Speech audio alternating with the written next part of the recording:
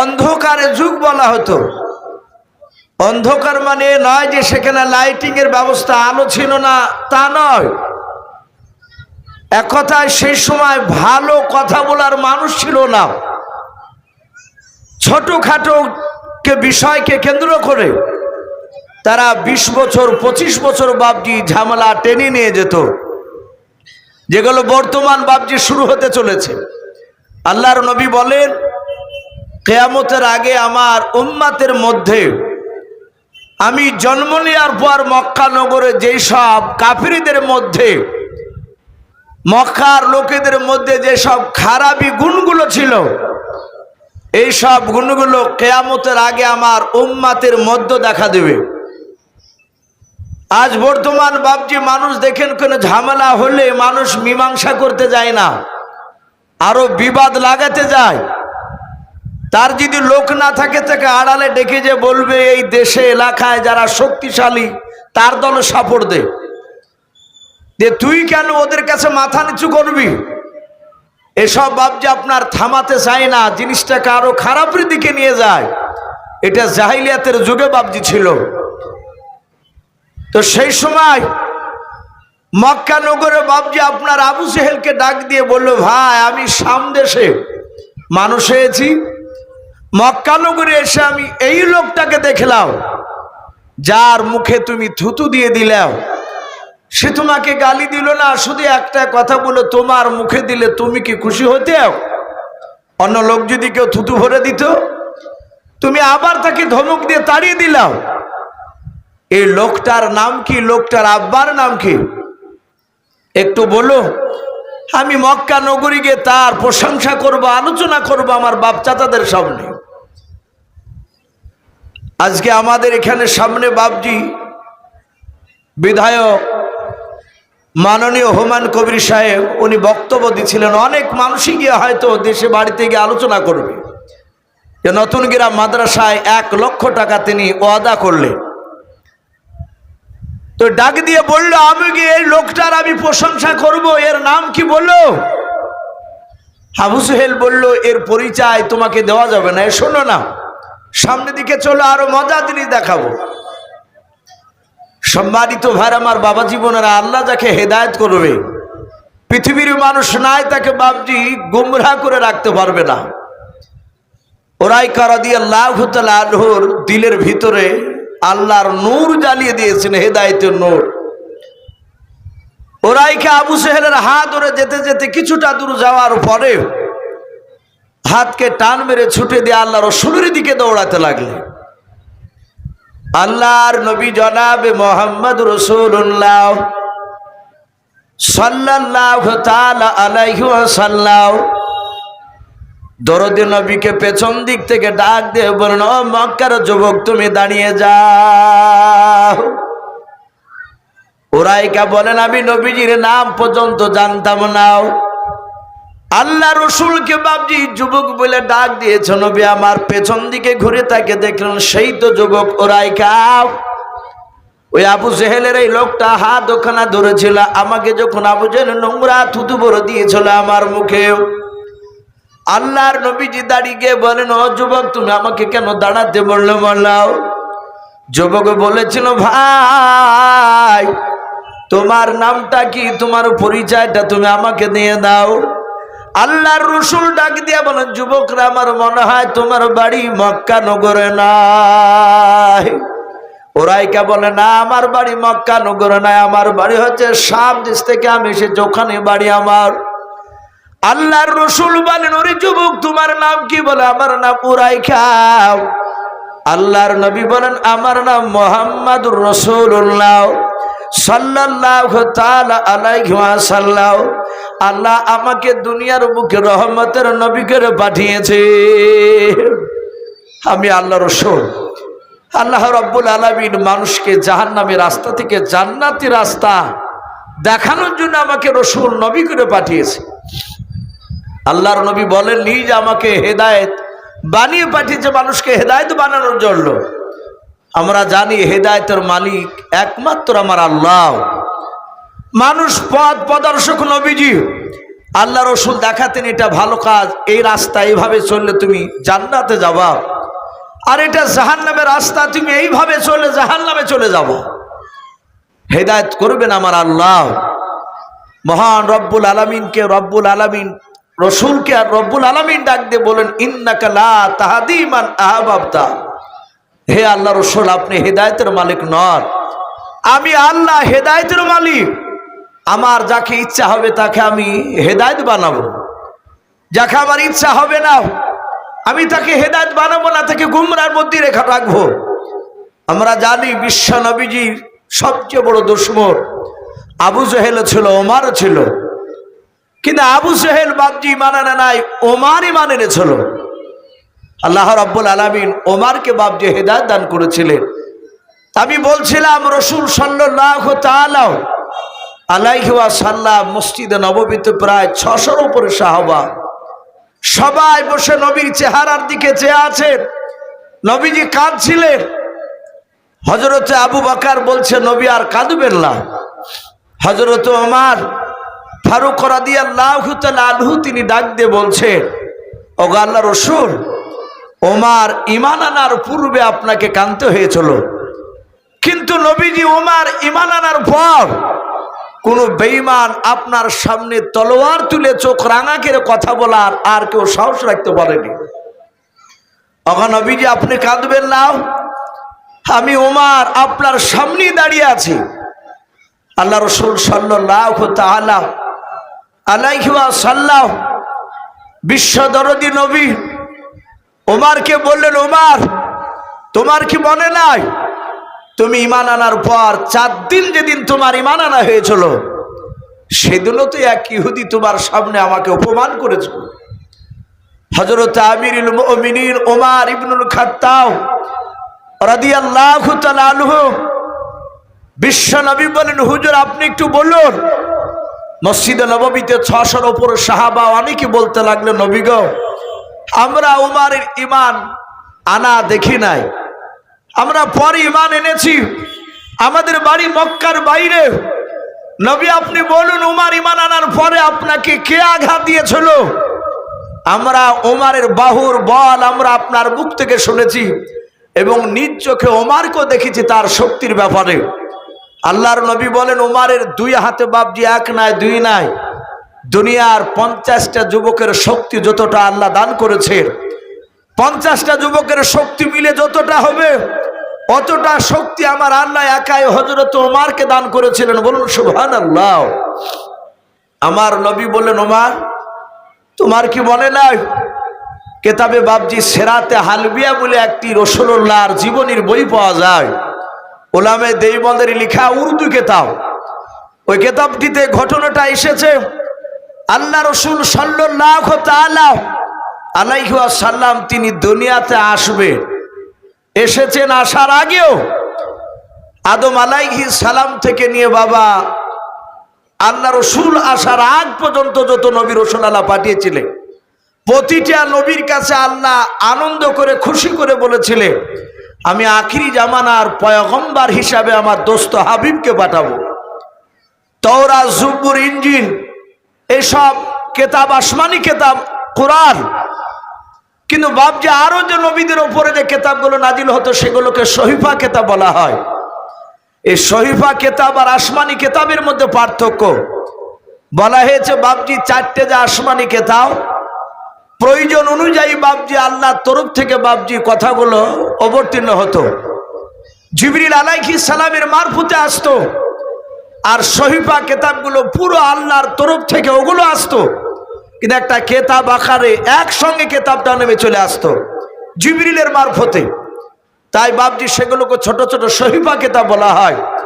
তাতেও বাপজি রাসূলুল্লাহর জীবনী দেওয়া ছিল।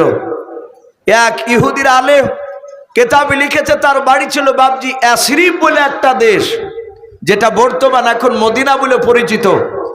আল্লাহর নবী মক্কা থেকে বাপজি ইয়াসরিবে যাওয়ার আগে ওই দেশটার নাম ইয়াসরিবই ছিল।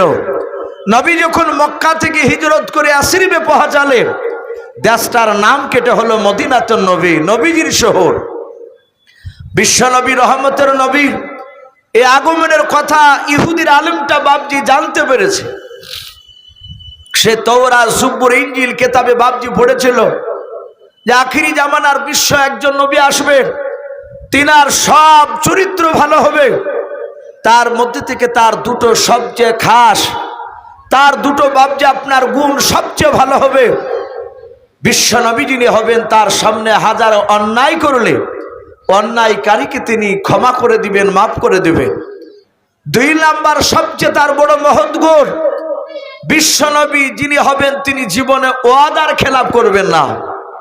এটা বাপজি রসুল নবীদের বাপজির সবচেয়ে বড় বড় গুণ। ইহুদির আলেমটা তার ভাতিজা, একটা নাম ছিল উসামা। উসামা কে ডাক দিয়ে বলল, বাবা তুমি শাম দেশে ব্যবসায় যাবা? বলে হ্যাঁ। বলে কবে? বলে আগামীকাল। বলে বাবা শাম দেশে ব্যবসা করতে গিয়ে কোনো মানুষ যদি বলে যে মক্কা নগরে কুরাইশ বংশে একজন নবুয়তের দাবি করেছে, তার নাম মুহাম্মদ রাসূলুল্লাহ সাল্লাল্লাহু আলাইহি ওয়াসাল্লাম, এর নাম যদি জানতে পারো তাহলে বাবা একটু আমাকে এসে যত তাড়াতাড়ি হোক খবর দিও। শাম দেশে যাবে ওই উসামা, ইহুদির আলেমটার নাম কেতাবে লিখেছে রাহাব, তার ভাতিজাও। বলে চাচা অসুবিধা নাই, আমি আপনার কাছে ঠিক খবরটা দেব। সম্মানিত ভাইরা আমার, বাবা জীবনেরাও, আল্লাহর দরদি নবীজির বাপজি কথা গোটা মক্কা নয়, মক্কার বাইরেও বাপজি প্রচার শুরু হয়ে গিয়েছে। কেন? সারা পৃথিবীর মধ্যে মেন সেন্টার হচ্ছে বাপজি মক্কা, কাবা। কাবাতে যেমন আজ সারা পৃথিবীর মানুষ হজ করতে যায়, ইয়াসরিবকে মানুষ বাপজি অত গুরুত্ব দিত না। আল্লাহ রসুল ওই ইয়াসরিব অর্থাৎ মদিনাতে শুয়ে আছে, তাই পৃথিবীর মানুষ মদিনাতেও বাপজি দেখতে যায়। কিন্তু নবীজি আসার আগে গোটা পৃথিবীর মানুষ মক্কা নগরে বাপজি হজ করতে যেত। এখন যেমন মানুষ হজে যায়, তখনও হজে যেত মানুষের আগেও। হজে যাওয়ার পরে আল্লাহ রসুল মক্কা নগরে কলমার দাওয়াত দিতেন। এসব কথাগুলো শুনতো লোকেরা বিভিন্ন জায়গা, তারা বাড়িতে গিয়ে দেশে গিয়ে আলোচনা করত। ওরাই খাও নাই, এই যে উসামা শাম দেশে ব্যবসা করতে করতে কয়েকটা লোক বলা বলি করছে। আমরা যেমন কয়েক বছর হয়ে গেল ওই যে কর্ণাটকের বাপজি যে মুস্কান বলে যে যুবতী বোন কলেজে ব্যাগ নিয়ে স্কুটি গাড়িতে করে বাপজি গাড়িটা রেখে যাচ্ছিল, আর একটা উগ্রবাদী এক শ্রেণীর মানুষেরা তারা অন্য স্লোগান দিচ্ছিল তার সামনে, একে বাপজি কষ্ট দিচ্ছিল। আর মেয়েটা সেই মুস্কান বুরখা পরা আমার বোনটা, সে ওদের সামনে ওরা আলাদা স্লোগান দিচ্ছে, আর নারের তকবীর বলে বাপজি কয়েকবার ধ্বনি দিয়েছিলেন। এ নারের তকবীর ধ্বনি দেওয়ার কারণে গোটা পৃথিবীর মুসলমানদের ইমান বাপজি একবার নড়ে উঠেছিল। বলুন আলহামদুলিল্লাহ। ইমান জেগে গিয়েছিল। আমরা তাকে ডাইরেক্ট না দেখলো বাপজি গোটা পৃথিবীর মানুষেরা তার আলোচনা করেছে। সারা পৃথিবীর মধ্যে যিনি মহামানব, তার চরিত্র বাপজি ওই শাম দেশে বাপজি আলোচনা শুরু হয়েছে। ওসামা শোনার পর দৌড়ে এসে তার চাচাকে বলে, চাচা আপনি যার কথা বলছিলেন সে তো মক্কা নগরে নবুয়তের দাওয়াত শুরু করে দিয়েছে। বলে তাই? বলে হ্যাঁ। ওসামাকে ডাক দিয়ে বলে, বাবা তুমি সঠিক শুনেছো? বলে আমি কয়েকজনের মুখে শুনলাম। ওরা এখানায় রাহাব ইহুদির পণ্ডিত আর থাকতে পারলো না, সে 5টা টাকা পকেটে ভরে নিয়ে রে বাবা সোজা মক্কা নগরে চলে আসলো ইয়াসরিব দেশ থেকে। ইয়াসরিব দেশে সেই জামানায় বুড়ো বুড়ো বাবা ইহুদির বড় বড় পণ্ডিত তারা বাস করতো, তার মধ্যে রাহাব একজন বড় পণ্ডিত। মক্কা নগরে আসার পর কিছু লোককে জিজ্ঞাসা করলো, ভাই এই মক্কা নগরে আখিরি জামানার পয়গম্বর মুহাম্মদ রাসূলুল্লাহ সাল্লাল্লাহু তাআলা আলাইহি ওয়াসাল্লামের কি তোমরা পরিচয়টা দিতে পারবা? কোথায় তাকে বলতে পারবা? ইহুদির আলেমরা বাপ জানাই মক্কা নগরের কিছু মানুষ ইহুদির আলেমটার কথা শোনার পর ডাক দিয়ে বলেছিল, ভাই তুমি সামনের দিকে চলে যা, দেখতে পাবে একটা মোড়, ওই মোড় থেকে ডান দিকে চলে যাবা। কিছুটা দূরে যাওয়ার পর দেখতে পাবা ওই আখিরি জামানার পয়গম্বর মুহাম্মদ রাসূলুল্লাহ সাল্লাল্লাহু তাআলা আলাইহি ওয়াসাল্লাম তার সাথীদেরকে নিয়ে কথা আলোচনা করছে। সেখানে গেলে তুমি তাকে দেখতে পাবা। ইহুদির আলেমটা সোজা চলে গেল। যার পর দেখছে নবীর কাছে বেশ কয়েকজন সাহাবা বসা। আল্লাহর রাসূল সাল্লাল্লাহু তাআলা আলাইহি ওয়াসাল্লাম তিনি বসে আছে। কেতাবে লিখছে ওমর তখনও ঈমান আনেনি। ওমর তখনও বেঈমান, রাসূলের উপর ঈমান আনে নাই। ইহুদের আলেমটা রাসূলের কাছে যাওয়ার পর চারিদিকে ঘুরলো, ঘুরে ঘুরে বাপজি নবীজিকে দেখলো। আর ওর ব্যাগ থেকে বাপজি একটা কিতাব বার করলো। কোন মুফাসসিরিনে কেরাম লিখেছেন তাওরাত, কোন মুফাসসিরিনে কেরাম লিখেছেন যে না ইনজিল। কিতাবটা বের করার পরে ডাক দিয়ে বলল, আমি কিতাবে তোমার চেহারার সাথে একটু মিল পাচ্ছি। এই যুবক, তোমার নাম কি? রাসূল বললেন, আমার নাম মুহাম্মদ রাসূলুল্লাহ সাল্লাল্লাহু আলাইহি ওয়াসাল্লাম। বলে, তুমি নবী প্লাস রাসূল? নবীজি বললেন, আমি নবী প্লাস রাসূল। এখানে অনেক বাপজি ভাইরা আছে, নবী আর রাসূলদের মধ্যে একটু পার্থক্য আছে। যারা উলামা তারা ভালো জানে। আমি আপনাদেরকে একটু মোটামুটি বলি, এতটুকু মনে রাখবে, সব নবী রাসূল হতে পারে না, সব নবীরা রাসূল হতে পারে না, কিন্তু সব রাসূল নবী হতে পারে। যেমন হযরত ইব্রাহিম খলিলুল্লাহ আলাইহিস সালাম, উনি নবী প্লাস রাসূল। ইদ্রিস নবী আলাইহিস সালাম, তিনি নবী প্লাস রাসূল। হযরত নূহ আলাইহিস সালাম, নবী প্লাস রাসূল। মুসা আলাইহিস সালাম, নবী প্লাস রাসূল। যেমন হযরতে হুদ আলাইহিস সালাম, তিনি নবী ছিলেন, রাসূল ছিলেন না। হযরতে দানিয়েল আলাইহিস সালাম, তিনি নবী ছিলেন, রাসূল ছিলেন না। হযরতে শীস নবী আলাইহিস সালাম, তিনি নবী ছিলেন, রাসূল ছিলেন না। তার নবী আর রাসূলদের মধ্যে কিছুটা পার্থক্য আছে, কিন্তু নবী রাসূল ছিলেন না বলে নবীরা যে কম দামি তা নয়। নবীরা সবাই নিষ্পাপ, বলুন আলহামদুলিল্লাহ। কোন নবী রাসূলের জীবনে বাপজি গুনাহ নেই। তো নবীজি বললেন, আমি নবী প্লাস রাসূল। ইহুদের আলেমও জানেন যে আখিরি জামানার যিনি নবী হবেন তিনি নবী প্লাস রাসূলও হবেন। নবী দুটোই দাবি করলে। ইহুদের আলেম মনে মনে চিন্তা করলো, ইনি যে আখিরি জামানার রাসূল, এটা আমি বিশ্বাস করবে কি করে? আমি একে বিনা ইমতিহানে আমি এর উপরে আমি ঈমান আনব না, আমি পরীক্ষা নেব। কারণ ওই যে পড়েছে আখিরি জামানার যিনি নবী হবেন তার সবচেয়ে বড় দুটো গুণ, ওনার সামনে হাজারো অন্যায় করলে অন্যায়কারীকে মাফ করে দেবে। উনি আমানতের খেয়ানত করেন না। তাই পকেট থেকে 5টা টাকা বের করে রাসূলকে হাত বাড়িয়ে বলছেন ওই ইহুদের আলেমটা, ওগো নবী, আপনি হাত বাড়িয়ে 5টা টাকা আপনি ধরুন। নবী যে হাত বাড়িয়ে ধরলেন। নবী বললেন, ভাই আমি তোমার টাকা কি করব? বলে, আমি একজন ইয়াসরিবের বড় ইহুদের আলেম, এই মক্কা নগরে ভালো খাজুর পাওয়া যায়, আমি 5টা টাকা আমি তোমাকে দিলাম, এই টাকাটা তুমি আমানত স্বরূপ রাখো। আমি তোমার কাছে 15 দিন পর আসবো, আসার পরে এই 5 টাকার বিনিময়ে তোমার কাছ থেকে 20 কেজি খেজুর নিয়ে যাব, তুমি জানো কিনে রাখবাও। আল্লাহ রাসূল বলেন, অসুবিধা নাই, তুমি 15 দিন কিংবা 15 দিন পর আসলে পেয়ে যাবে। ইহুদির আলেমটা ভাবছে আপনার টাকাটা দিয়ে চলে যাচ্ছে, আর আল্লাহকে বলছেন, আল্লাহ তুমি আমাকে 15 দিন আমাকে জিন্দা রেখো। ও চিন্তা করছে, যদি সত্যিকারের নবী হয় আর আমার এই 15 দিনের মধ্যে যদি আগে ইন্তেকাল হয়ে যায়, 15 দিন পূর্ণ হওয়ার আগেই, তাহলে আল্লাহ বলবেন তুই নবীকে পাওয়ার পর কেন কলেমা পড়িসনি? এইটাও জাহান্নামের রাস্তাও। বলছেন, আল্লাহ তুমি আমাকে 1 নাই 2 নাই, আমাকে 15 দিন জিন্দা রেখো। এখান থেকে বাপজি বলেছে, ইবাদত করতে গেলে বাপজি একটু জেনে শুনে ইবাদত করা দরকার। আমরা এখানে অনেক বাপজি ভাই রয়েছি, সেজদার দোয়া পর্যন্ত জানি না সঠিকভাবে। যারা তাবলিগ জামাতে যান আর যারা মাদ্রাসায় পড়েছে, এরা বাদ দিয়ে যারা চাচার কাছে দাদুর কাছে কোরআন শিখেছে, আমার মনে হয় তাদের সেজদার তসবিহ সঠিক হয় না। অনেকের বাপজি ভুল হয়, আমরা সেজদার তসবিহ অনেকে সঠিকভাবে বলতে জানি না। আপনারা অনেকে চিন্তা করবেন তা কি কেরা হয়, আমরা তো সেজদার তসবিহ জানি, ইউসুফ সাহেব ভুল বলছে।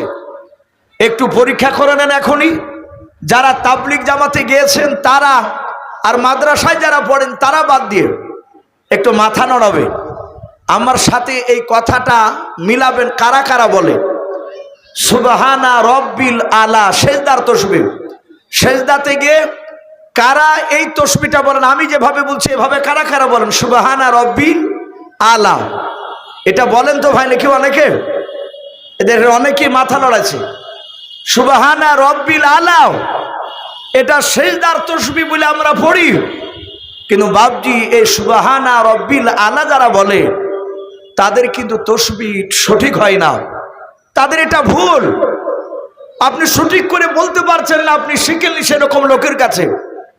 এই তসবিহটা হবে সঠিকভাবে সুবহানা রব্বিয়াল আলা, সুবহানা রব্বিয়াল আলা। তাহলে সুবহানা রব্বিল আলা আর সুবহানা রব্বিয়াল আলা দুই রকম হচ্ছে না বাপ? আমরা অনেকেই জানি না। ইহুদির আলেমটা বাপজি দেখলো আমি বিনা পরীক্ষায় মানছি না, 1 2 3 4 করে বাপজি 10 দিন হতে চললো, 10 দিন পর হয় নাই। তাহলে আর কথা অনুযায়ী বাপজি আর বাকি আছে এখনো 5 দিন। ইহুদির আলেমটা এবার সোজা চলে এসেছে, আর মানুষকে জিজ্ঞাসা করা লাগেনি, যেহেতু চিনে গিয়েছো। ওর দ্বিতীয়বার হচ্ছে আসাও। এদিকে টাটকা ইমানদার ওমর ফারুক রাদিয়াল্লাহু তাআলা আনহু 4 দিন হয়েছে মাত্র ঈমান আনা কলেমা পড়া, রসুলের দরবারে উলঙ্গা তলোয়ার নিয়ে বসে আছে। রহমতের নবী দরুদ নবী সাল্লাল্লাহু তাআলা আলাইহি ওয়াসাল্লামের কাছে এসে বাপজি ইহুদের আলেমটা সোজা এসে বাপজি কিছু না বলে নবীর এইভাবে কলার খানাকে ধরলো।